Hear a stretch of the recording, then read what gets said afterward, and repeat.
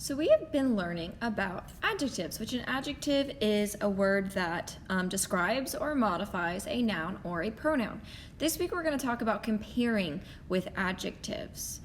So a comparative adjective is going to compare two people, places, things, or ideas, whereas a superlative adjective is going to compare three or more people, places, things, or ideas.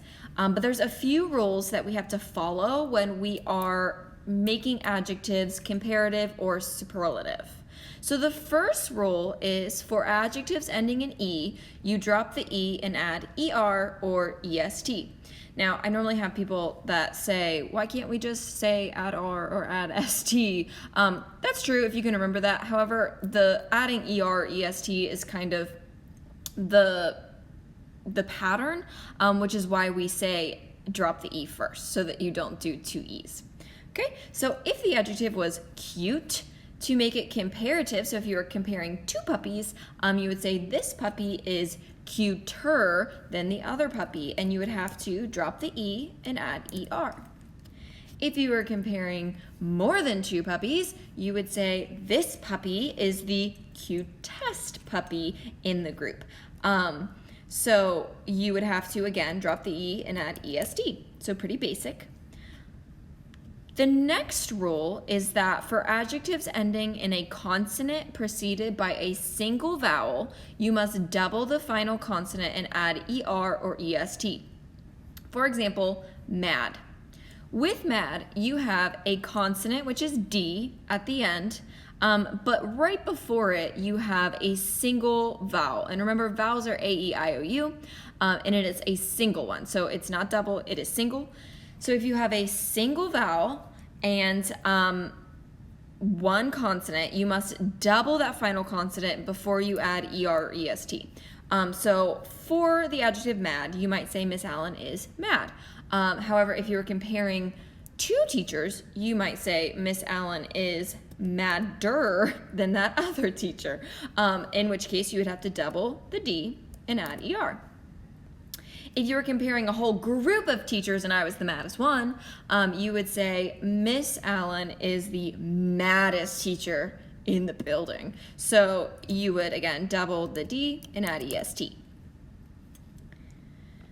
For adjectives ending in a consonant and then a Y, change the Y to an I and add ER or EST.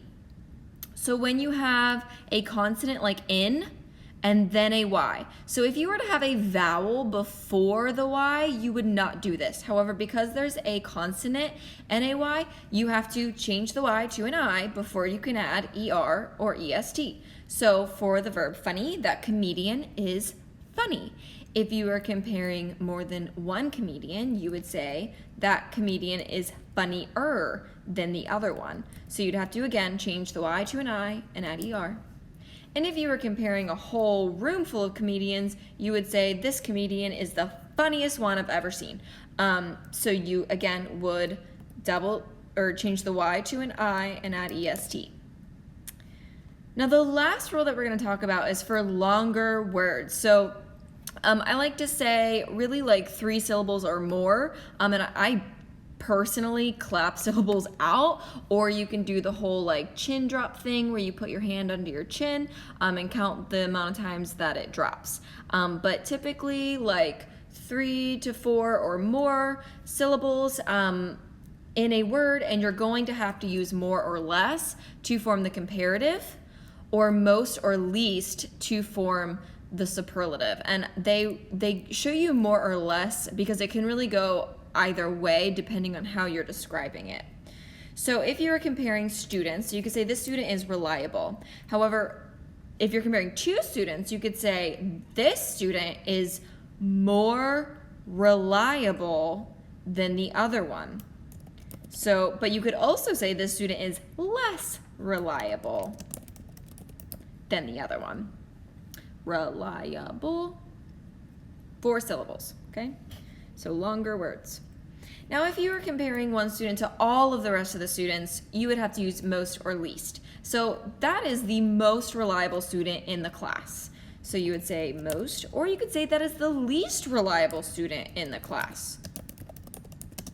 And again, it's a long word, so we have to use more or less, or most or least.